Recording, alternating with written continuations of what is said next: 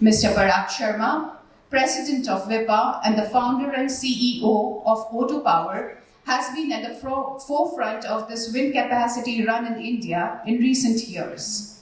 I invite to the podium Mr. Sharma to kickstart the day's sessions. Let us hear from him what he thinks about Maharashtra's potential, opportunities and challenges.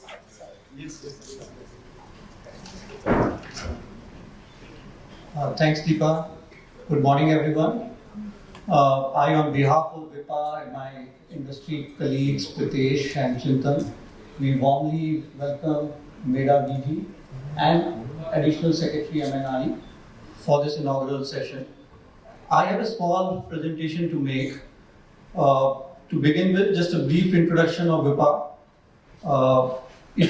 I think the briefest introduction of WIPPA possible could be that you name anyone who has won any bid in India in the wind sector over the last 3-4 years, and they all are members of WIPPA. That shows the kind of faith that the industry has on WIPPA as an organization. Moving forward, we all know the importance of wind. Most of us here are from the wind industry. But just a graph to show, this is a graph in the CA report which shows about the optimal dispatch on a typical day in the year 2029-30.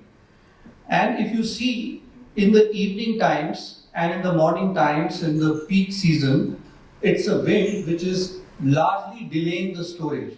Storage being so costly, as compared to that, it is wind which is meeting the demand in the evening peak and in the morning peak.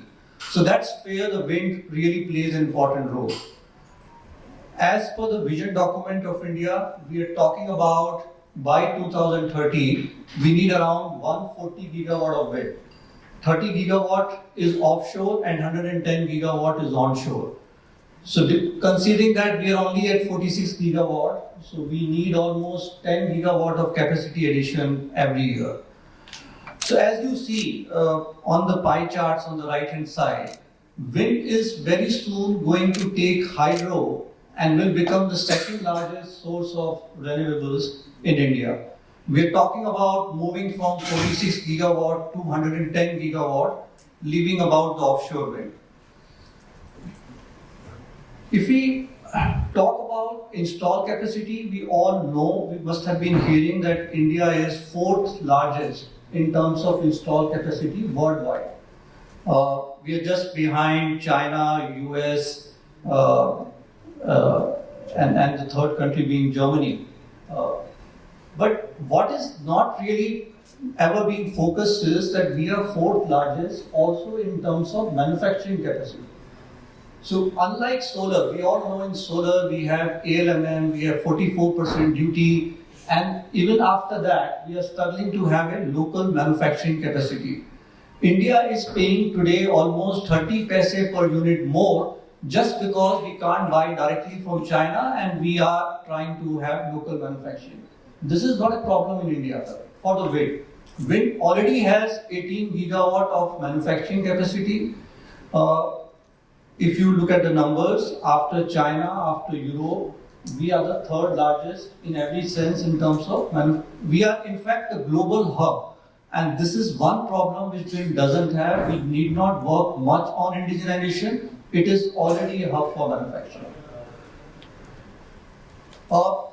As this sector is more focused on Maharashtra, you would be knowing that Maharashtra is the 4th largest within India in terms of installed capacity. 5% of the Maharashtra's energy comes from the wind. What is also very prominent to look at is the potential in Maharashtra. So we have a potential of almost 99 gigawatt plus. Right now only 5 gigawatt have been nurtured and commissioned, so it has a huge potential.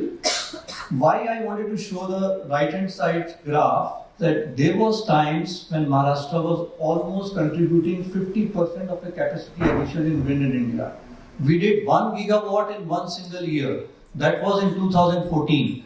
So from 2014 to 2016-17, Maharashtra was maintaining very good share of the total capacity addition every year. But last 5-6 years, capacity addition has been very minimal. In some years, very close to 0 megawatt. Last year, it improved to 200. But yes, the good thing to note now, and that is what I wanted to show in this graph, we already have in 4 of the substations, if you see here, Kalam, Sholapur, Pali, Dhule, almost 5-6 gigawatt of connectivity is already been applied. And we all know that once somebody submits a BG, has applied connectivity, these wind turbines are about to commission. It's a matter of 2 to 3 years. So from almost 200 megawatt last year, we are talking about a scenario where this financial year and next financial year put together, minimum 3 gigawatt of new capacity addition is expected in Maharashtra. So that's why we need some of the things to really work to the favor of industry to really achieve these aggressive goals.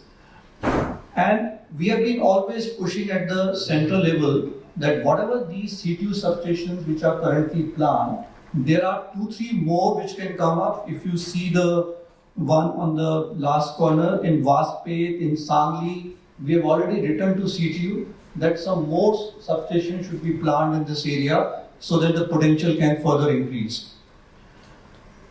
So these are the key challenges, and I have my industry colleagues who will further elaborate, but just to talk in brief, the first and the foremost challenge that we as IPPs are facing in Maharashtra is a ROW challenge. We have talked a lot about it, but today we thought, why don't we propose some solution? So we all believe that there are only 6 or 7 districts where most of the construction in wind is going on. So if we can have some body at the state level where whenever an ROW issue happens, we can report to that body, and that committee has representatives of senior police officials from these 6 or 7 districts, that will really solve in addressing the problem. My industry colleagues recently went and met the IG in the Bid area. We already have narrated, we have gone to each and every district and we are fighting for the help. But unless and until some help comes from the Bombay office and if energy department starts taking the lead, that will be very helpful to us. This is you ask any IPP, the first problem they will ask or talk in the wind sector in Maharashtra would be the ROW issues. The second issue is the project clearances by MEDA. So one very simple request that we have is that why the project clearances really stop in the election period. Almost from last 2.5 months, when the election was going on, there was no movement on our project clearances files. Similarly, again, we are expecting elections in September. So we seriously request that in none of the state it happens. It's very specific only in Maharashtra. Clearances are the bread and butter for us. If we are really targeting to do 1 gigawatt plus annually, we can't have 4 or 5 months in a financial year where files are not moved at all. We have another suggestion which is already implemented in a couple of states, that there should be a time-bound approvals for project clearances. You tell us what are the 8 or 9 documents which are required for getting project approvals. Once they are submitted, there should be a commitment from the other side that yes, within 15 days, let it be 30 days, whatever that number is. If we don't receive a reply, if we don't get any opening points, it means in 30 days, it's a deemed project clearance. This mechanism will really help us in really progressing things faster. The third point is the very odd point to mention here, which is the MERC petition. It's a long due thing. Will not dwell much into it, but opening of PPAs or any inkling of that really leads to a lot of disturbance in the minds of investors. So this is something which should not be touched upon. Already a petition of MSEDCL has been disposed of by MERC, and we are told that one more petition for zoning of wind turbines, some PPA which have been signed 10 years back, has again been filed. So request not to dwell on these issues. Let's have a very positive, conducive environment to have business in Maharashtra. There are certain issues which anyhow Central is working on and state is supporting. One issue is the MOD issue in Kalam substation. Almost 2 gigawatt of wind farms are stuck because of that. It has been declared by MOD as a no objection or no zone for setting up wind turbines. Multiple representations have been made, at least by MNRE. If state can really support us, that would be very helpful. And other issue where both central and state are working out is the issue of micro-siting guidelines. I understand that Maharashtra is very clear that they have done, they have mentioned in our policies that they will follow the MNRE guidelines. And they are waiting for the MNRE guidelines to be modified. But a lot of states have already done positive things. They haven't waited for MNRE guidelines. They amended it so that the project progress doesn't suffer. But anyhow, we hope that now it's at the last stage and even the MNRE guidelines are getting changed. The wind-solar hybrid policy is very well required. It's there in Gujarat, it's there in Karnataka. This is in thing. We can really optimize the transmission network.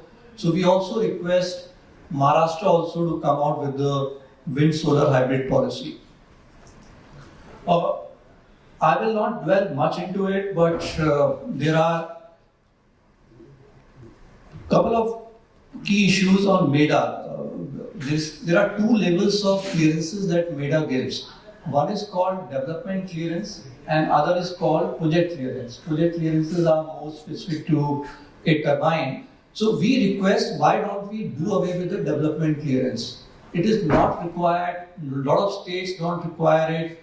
What we need from MEDA is that they should monitor that no 2 developers should have their wind turbine adjacent to each other and they should follow the micro-siting guidelines. The issue of how credit-worthy an entity is, that is already taken care of in the bidding guidelines, the standard bidding guidelines where we sign PPAs. So whoever we are signing PPAs with, they are anyhow doing a due diligence on us.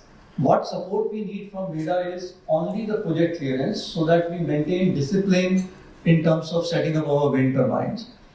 Similarly, the whole process of project clearance sometimes is very lengthy and very complicated. We can sit across the table and discuss more in detail, but just to give you an example, sometimes we get a project clearance and then let's say because of the MOD issue, now we are changing the location, changing the turbines. So the whole process has to be repeated again, even if you are changing a small turbine. So it's not going into nitty-gritties, but a lot of developments on the MEDA issue, MEDA clearances process will really help us a lot. This is some open access rules. We'll not talk much about it. We will give it as a submission. But yeah, Maharashtra is a very big market for open access. In fact, in the wind industry, in the last financial year, 25% of the capacity addition happens in the private sector space. So this is one sector which Maharashtra has been focusing on, very positive movement. But these are some minor changes in the regulations which can further really help Maharashtra. But just to conclude, if we solve for these 2 problems, then Maharashtra can really be the prime destination for the IPPs. These are the ROW issues and the MEDA streamlining issues. We will, at the end of the conference, submit the notes from all the IPPs. We have 2 industry colleagues coming up, JSW and Renew together last year did around 810 megawatt of installations out of 3.2 that we added. So almost 1/4 of the capacity addition happened from these 2. This year, if we don't meet the target, they are the one to be blamed because they have committed almost 3 gigawatt of installed capacity addition this year. Yeah, over to you guys to further add to the points. Thank you.